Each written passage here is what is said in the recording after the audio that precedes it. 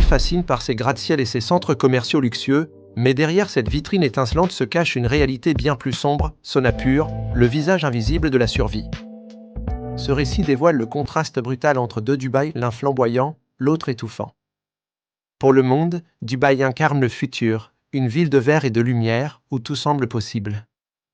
Mais à quelques kilomètres des hôtels 5 étoiles, Sonapur, littéralement la ville de l'or, abrite des milliers de travailleurs migrants venus d'Inde, du Pakistan, du Bangladesh ou d'Afrique. Ils vivent dans des dortoirs surpeuplés, travaillent sous une chaleur accablante et gagnent à peine de quoi survivre. Sonapur n'apparaît sur aucune carte touristique. C'est un monde parallèle, celui qui construit les tours, nettoie les rues et alimente l'économie, sans jamais être vu. Situé sur la côte sud-est du golfe Persique, Dubaï fait partie des Émirats arabes unis, une fédération de cet émirat dont la capitale est Abu Dhabi. Au début du XXe siècle, Dubaï n'était qu'un village de pêcheurs. Son port a favorisé le commerce maritime et la culture des perles. Mais c'est en 1966, avec la découverte du pétrole, que tout a changé.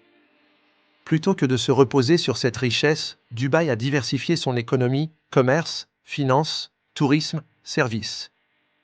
Aujourd'hui, la ville ne dépend plus uniquement du pétrole et se réinvente sans cesse.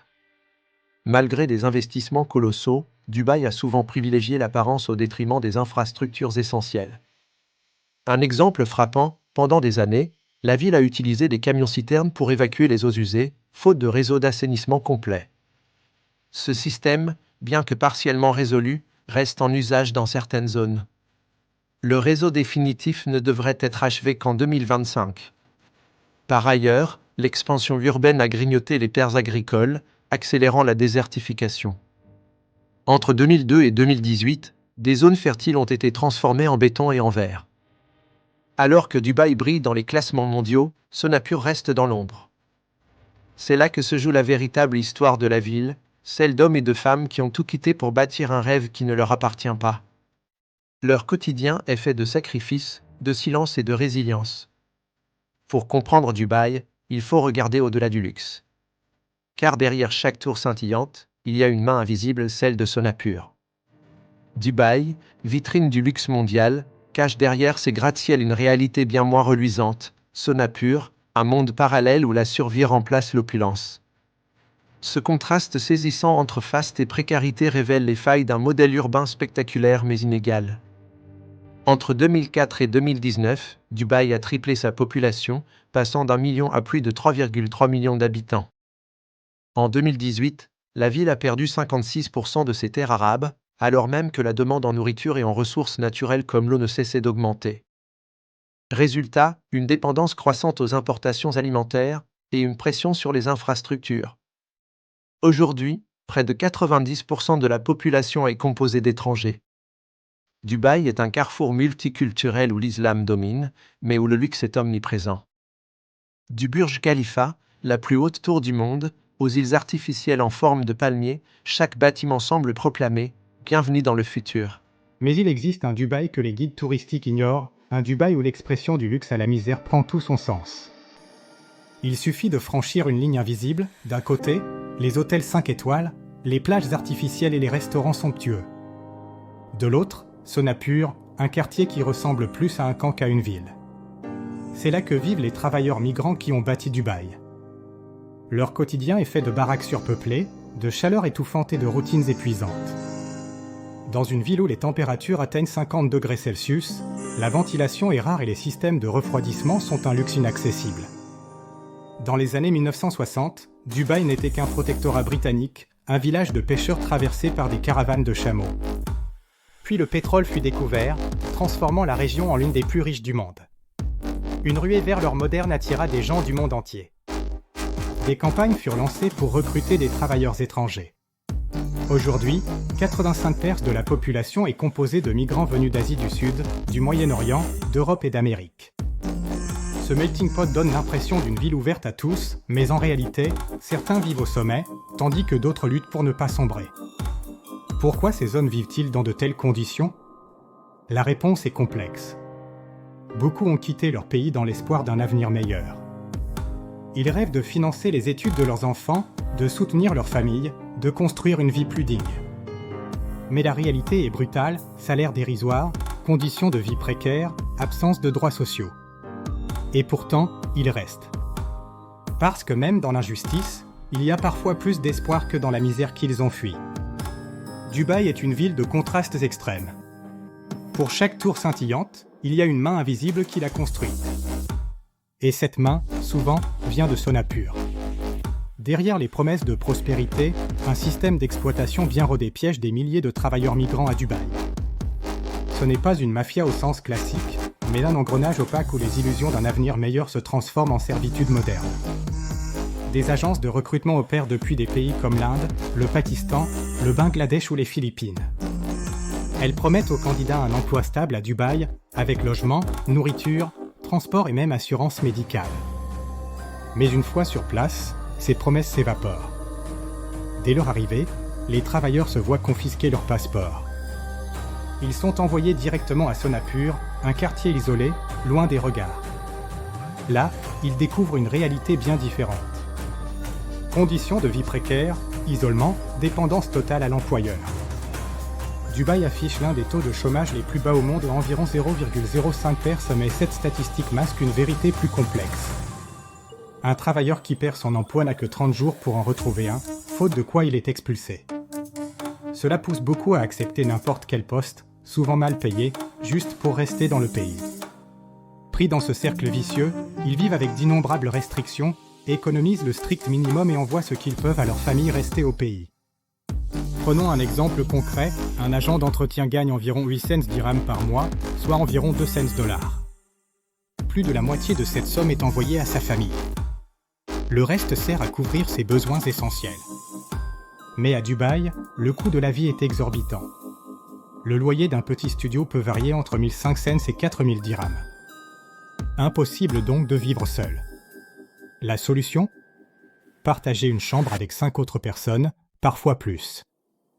C'est le seul moyen de survivre, mutualiser les dépenses pour pouvoir manger, se vêtir et se déplacer. Explorer la réalité cachée des travailleurs migrants à Sonapur, Dubaï, une ville souvent surnommée la cité de l'or, mais dont les coulisses révèlent une toute autre histoire.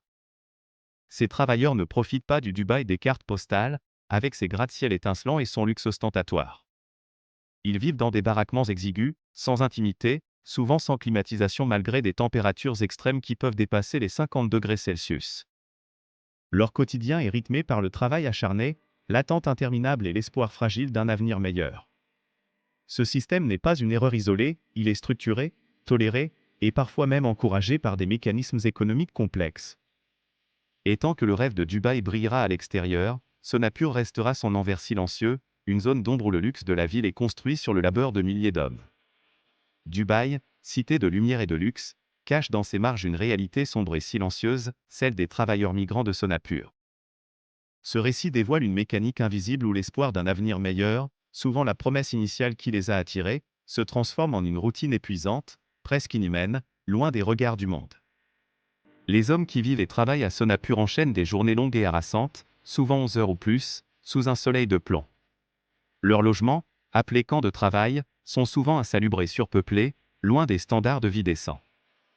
Dans des pièces de seulement 10 mètres carrés, ils s'entassent à 10 ou 15 personnes, partageant des sanitaires dégradés et des douches inexistantes remplacées par des seaux d'eau, une réalité difficile à imaginer pour beaucoup. Les cuisines communes sont sales, surpeuplées, et construites sans supervision adéquate, posant des risques sanitaires.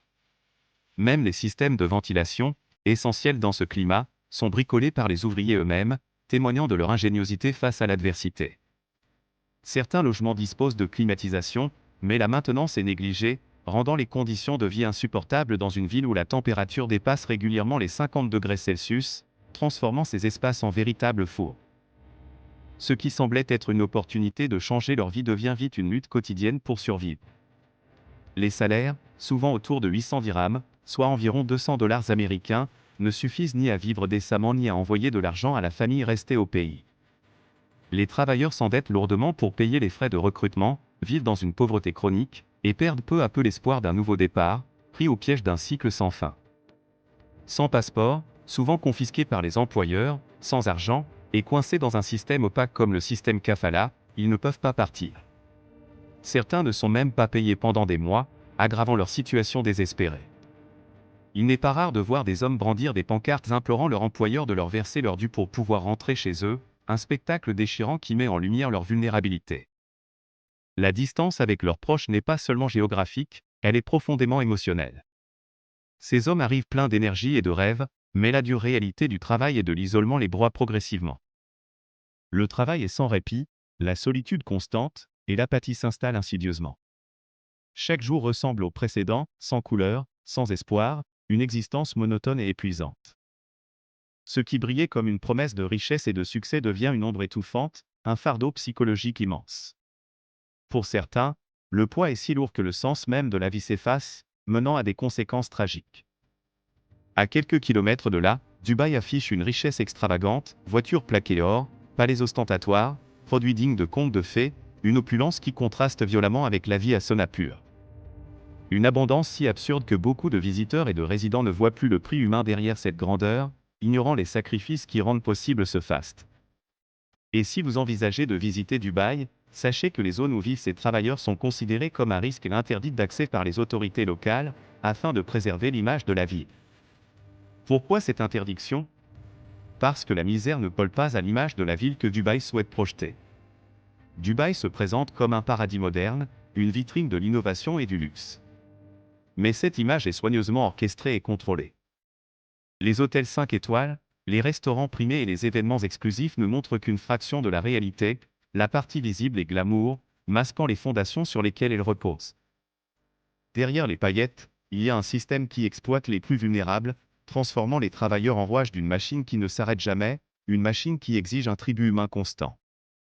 Tandis que les touristes repartent avec des souvenirs enchantés et des photos de gratte-ciel, les migrants, eux, portent le poids d'une vie sacrifiée pour un rêve qui ne leur appartenait pas, un rêve qui leur a été vendu. Sonapur est un rappel silencieux et sombre, le luxe éblouissant de quelques-uns repose sur le sacrifice, la sueur et la résilience de beaucoup, une vérité souvent ignorée. Cette histoire fera-t-elle un jour partie de la narration officielle de Dubaï, reconnue et intégrée ? Ou restera-t-elle dans l'ombre, dissimulée derrière les tours étincelantes et les façades brillantes de la modernité ?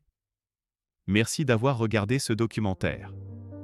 N'oubliez pas de vous abonner à notre chaîne, Africa Eyes One, pour plus de récits qui explorent les réalités cachées du monde.